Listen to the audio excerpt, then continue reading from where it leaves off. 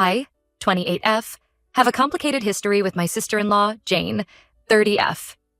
We went to the same high school where she was one of the popular girls, and I was more of a quiet bookworm type. Our high school years were a stark contrast. Jane was always surrounded by friends, involved in cheerleading and student government, while I spent most of my time in the library or science club. Jane and her friends would often make fun of me for my clothes, braces, and general awkwardness. I remember one particularly humiliating incident during our sophomore year when Jane accidentally spilled her lunch tray on me in the cafeteria. The laughter of her friends still echoes in my memory. It wasn't constant bullying, but there were definitely hurtful comments and exclusion over the years that impacted my self-esteem. I had a small group of close friends who helped me get through those tough years. My best friend Lisa was always there for me, defending me against Jane's group whenever she could. We'd spend weekends watching sci-fi movies and working on school projects, trying to ignore the social hierarchy that seemed to dominate our high school experience. After graduation, I was relieved to leave that chapter of my life behind. I didn't see Jane for several years after that. I went off to college studying computer science at a university across the state. Those years were transformative for me. I gained more confidence, made new friends who appreciated me for who I was, and discovered my passion for coding. I threw myself into my studies and internships, determined to build a successful career. My hard work paid off, and I eventually landed a great job as a software engineer at a growing tech company. I was proud of how far I'd come from that insecure high school girl. I met my now husband, Kevin, 32M, at a tech conference about 4 years ago. He was giving a presentation on AI ethics, and I was immediately impressed by his intelligence and charisma. We started chatting at the post-conference mixer and really hit it off. We exchanged numbers and started dating soon after. Kevin and I bonded over our shared love of technology, hiking, and terrible sci-fi movies. He was kind, funny, and made me feel valued in a way I'd never experienced before. As our relationship grew more serious, we started talking about our families and backgrounds. A few months in, Kevin mentioned that he had a sister named Jane. When he described her as outgoing and social, I had a sinking feeling it might be the same Jane from high school. I tried to brush it off as a coincidence, but when Kevin showed me a photo, my stomach dropped. It was definitely her. I was hesitant to tell Kevin about our history at first, not wanting to cause drama or color his perception of his sister. But as things got more serious between us, I knew I had to be honest. One night over dinner, I explained the situation to him, how Jane had bullied me in high school and the impact it had on me. Kevin was understanding and assured me that Jane had grown up a lot since high school. He said she'd had some humbling experiences in college that made her reevaluate how she treated people. While I appreciated his perspective, I couldn't help but feel anxious about potentially having Jane in my life again. The first time I saw Jane again was at a family dinner at Kevin's parents' house about a year into our relationship. My palms were sweating as we walked up to the door. When Jane opened it, I saw the flash of recognition in her eyes. It was pretty awkward at first. I could tell Jane was uncomfortable too. We were polite but distant with each other throughout dinner. Over the next couple years, Jane and I maintained a cordial but cool relationship. We'd make small talk at family gatherings, but never really connected or became friends. Kevin encouraged us to try to move past the high school stuff, but I just couldn't fully let my guard down around her. There was always that lingering memory of how she'd treated me. I tried to keep things in perspective. We were adults now, and high school was a long time ago. But every time Jane would make a joke at my expense or give me a backhanded compliment, I'd be transported back to those insecure teenage years. I didn't want to make waves in Kevin's family, so I just tried to limit my interactions with Jane as much as possible. About 6 months ago, Jane got engaged to her boyfriend Ryan, 31M. I'd only met Ryan a handful of times at family events, but he seemed nice enough. I congratulated Jane when I heard the news, but didn't expect to be very involved in the wedding planning or anything. So I was surprised when Jane reached out and invited me to lunch, just the two of us. Part of me wanted to decline, but Kevin encouraged me to go, saying it could be a chance to clear the air. At lunch, Jane apologized for how she treated me in high school. She said she had been immature and insecure back then, and she felt awful about it now. She also said she wanted us to have a better relationship as sisters-in-law. I appreciated the apology and told her I was willing to move forward. Jane then invited me to join her bachelorette trip to Greece with some of her friends. I was hesitant at first, but she seemed sincere about wanting to bond. She talked about how it would be a great opportunity for us to get to know each other better as adults. Against my better judgment, I agreed to go, thinking it could be a chance for us to start fresh. For the next few months, Jane and I texted occasionally about trip planning. She'd send me links to restaurants she wanted to try or excursions she was considering. She never mentioned anything about costs or expectations for who would pay for what. I assumed we'd each be covering our own expenses, as is typically the case for these types of trips. The day we were supposed to leave for the trip, I met Jane and her friends at the airport. As we were going through security, Jane casually mentioned that she hoped my credit cards worked internationally since I'd be covering all the expenses for the trip. I was shocked and asked what she meant. Jane then informed me that she had assumed I would be paying for everything: flights, hotels, meals, activities, for her entire group of 6 friends. She said she picked an expensive destination because she knew I could afford it with my fancy tech job. I was completely blindsided by this. We had never discussed anything like that. I told Jane there was no way I could pay for an entire luxury vacation for 7 people. She got upset and said I was being stingy and ruining her bachelorette trip. Her friends were awkwardly standing there as we argued. Jane said things like, "Come on, we all know you make way more money than any of us. Stop being so selfish." I was hurt and angry that Jane would put me in this position. It brought back all those feelings of being manipulated and taken advantage of in high school. I ended up telling Jane I wouldn't be going on the trip and left the airport. When I got home, I told Kevin what happened. He was furious with Jane for putting me in that position. He called his parents to let them know what Jane had done. They were also very upset with her behavior. Jane has been blowing up my phone, accusing me of ruining her bachelorette trip and embarrassing her in front of her friends. She's saying I'm selfish and a bad sister-in-law. Some of her messages have even referenced our high school history, saying things like, "I guess you're still the same jealous loser you always were." Kevin's parents told Jane that her behavior was unacceptable and that she needs to apologize to me. But so far, she's shown no signs of remorse. Instead, she seems to be doubling down and trying to paint herself as the victim. I feel bad that the trip got ruined, but I don't think I did anything wrong by refusing to bankroll an entire vacation I never agreed to pay for. Kevin is fully supporting me, but Jane is making me out to be the villain to other family members and mutual acquaintances. This whole situation has brought up a lot of old insecurities for me.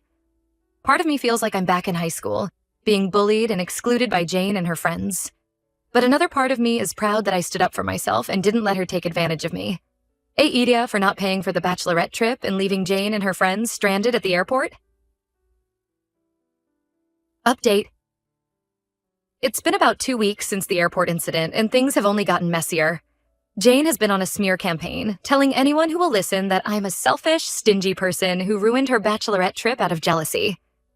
She's been posting vague, passive-aggressive stuff on social media about fake family and true colors. At first, I tried to take the high road and not engage. I didn't want to stoop to her level or get drawn into a public drama. But then people started reaching out to me asking what happened, so I decided to tell my side of the story.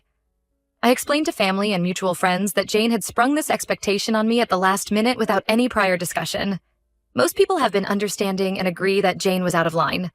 My college friend Lisa, who knew about my history with Jane, was particularly supportive. She reminded me of how far I've come since high school and encouraged me not to let Jane's antics get to me. Kevin's parents are still firmly on our side. They told Jane that if she doesn't stop badmouthing me, they won't be contributing financially to her wedding. This was a big deal because they had originally offered to pay for a significant portion of the wedding expenses. Jane threw a fit about this, saying they were choosing me over her. She accused them of playing favorites just because I have a good job. The situation has caused a lot of tension in Kevin's family.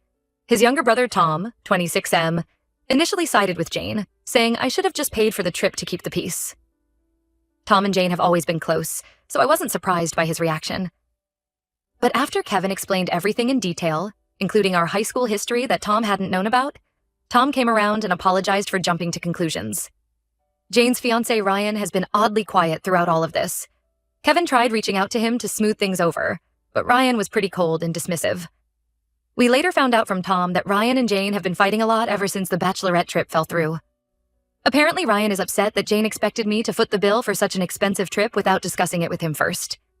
Last weekend, we had a family dinner at Kevin's parents' house. It was supposed to be a chance for everyone to clear the air and move forward. Jane and Ryan were supposed to come, but backed out at the last minute.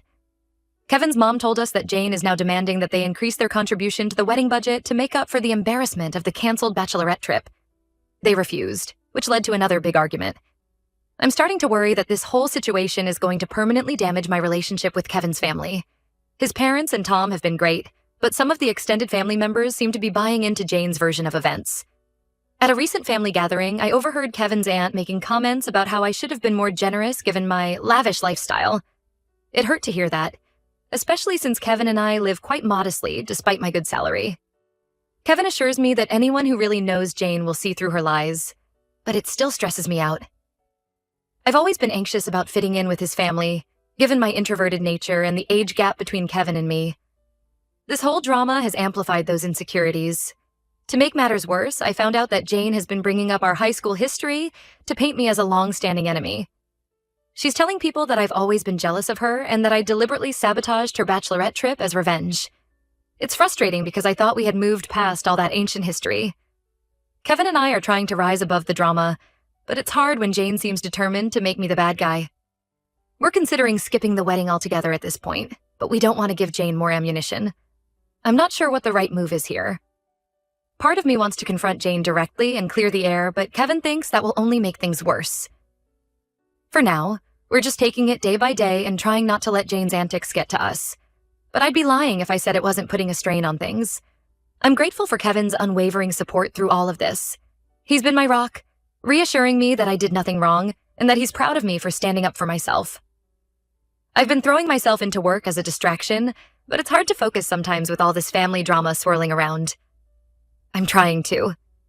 Stay positive and remember that this will all blow over eventually, but some days are harder than others. Update 2. Things have taken an unexpected turn in the past week. Jane and Ryan's wedding, which was supposed to be next month, has been called off. We found out from Kevin's parents that Ryan ended the engagement. Apparently, the bachelorette trip drama was the last straw for him.